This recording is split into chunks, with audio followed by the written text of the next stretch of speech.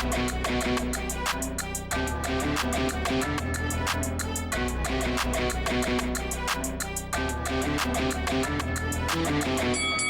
guys, welcome to Boxing Squared for boxing news and views from around the internet. Andy Ruiz Jr.'s personal life has spilled into his professional boxing career via a tweet that his ex-wife supposedly posted to his Twitter. Now been taken down, but the tweet had made all sorts of claims about taking codeine, smoking weed, and also wanting to subvert VADA processes while in training camp.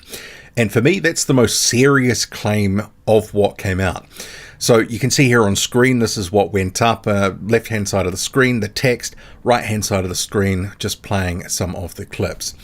So Andy Ruiz Jr. obviously taking it down and then coming straight out onto social media via an Instagram live, and he said the following, which will play, and then a few thoughts, because this is obviously concerning, but also it's the biggest profile boost Ruiz has had for a while. But later on we'll also talk about the what next, because what is next for Andy Ruiz Jr.? Anyway, here is his rebuttal to what his wife Julie had allegedly posted. Well, someone posted it. Allegedly, it was her. My Twitter got hacked by this that I know, and she's just mad. She's mad because I'm happy. She's mad because I'm with my girl, but I didn't post anything, you know? That's the evil person to be sending you and putting stuff out there. Like, if she's trying to ruin my career or what, like, you can never do that. God has bigger plans for me than be fighting with that girl. I just don't like people trying to make me look bad or trying to tell people to hate me or that I did this, I did that. That's all bullshit. I thought she was going to find a new man to be like, you know what, I'm going to go with this other guy and live my life. But nope, it wasn't like that. What else can they put online? Sex videos that I've had on my phone? Shit. You guys want to see that? Tell Julie to post that shit. All the sex videos I had, if it's from her or other people.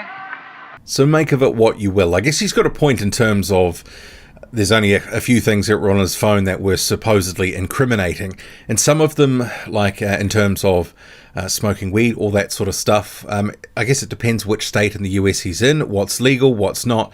Some of these other things about taking codeine could be a little bit concerning. But I think for me, the VADA thing and the claims that he's trying to subvert the processes, that he's allegedly, from what his wife has posted, is not clean, that he's trying to make sure that his blood is sort of changed in and out. I mean, I don't know all the ins and outs of it and whether all of that makes sense and whether certain substances would still be in his body for a certain period of time. Obviously, the VADA testing is random, but how much testing is actually taking place? I guess if I was the commission for his next fight, I would be a little concerned. The WBC, with its clean boxing program, doesn't need to randomly test Ruiz a little bit more often. Remembering, Ruiz is currently at number 2 in their rankings, and he had been ordered to face Deontay Wilder for a final eliminator. So WBC's got some skin in the game. But VADA as well, they will also be looking at this going, are fighters, and I guess they probably know that some fighters are trying to subvert their processes. Let's face it, a lot of fighters probably are taking substances, and Ruiz's wife is claiming that Ruiz is one of them. He's denying it, just saying it's his wife. I mean, his split with his wife, it's been known for a while. It's been somewhat acrimonious. A couple of months ago, or a month ago, she was binning some of his clothes off and all this sort of thing. You can find stories online. But I guess given Ruiz's profile generally in between fights, sometimes he doesn't post a lot. He doesn't often have a lot of interesting things to say. Sometimes it'll just be, who do you want to see me fight? It's the same old sort of stick each time. So in a perverse way, this is also some of the best publicity that he probably could have hoped for, despite it actually being his wife trying to land a few blows. And I think maybe his management and others involved in his career are going to be asking a few questions.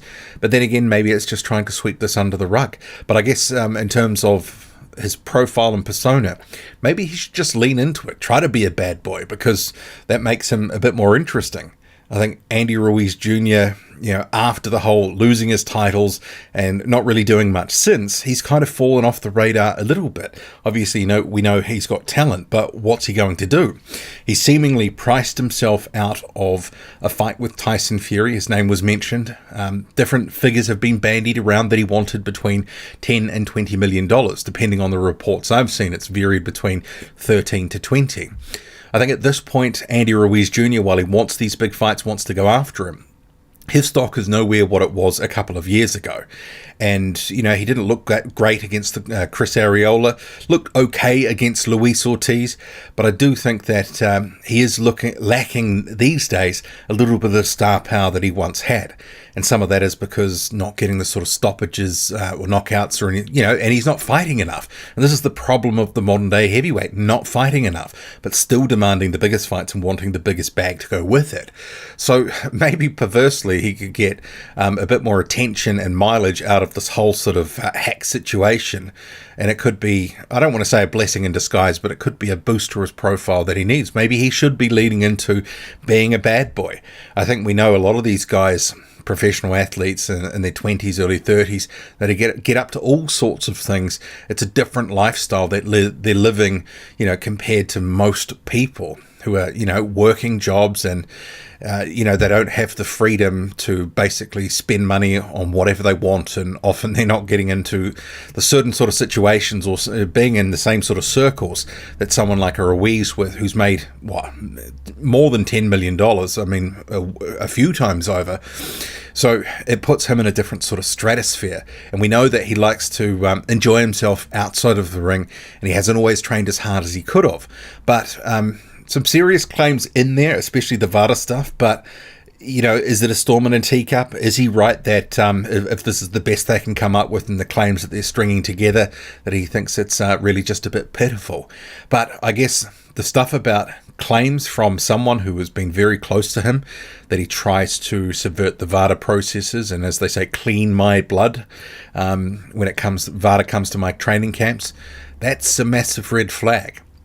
Who's going to do anything about that? It's boxing, so probably no one. But maybe when he does have a fight scheduled, and we don't know when he's going to be fighting next or against who, was meant to be Wilder. Wilder's chasing that tournament at the end of the year. Tyson Fury's not going to pay him what he wants, so he might have to lower his expectations. Maybe it'll be someone within the PBC stable. We shall see. But Andy Ruiz Jr. refuting the allegations and getting a surprising amount of attention based off something that he probably would have wanted to keep private. What do you make of it all? Drop a comment, loud and often. Hit like, hit subscribe. Follow me on Twitter, boxing_squared. I'm out.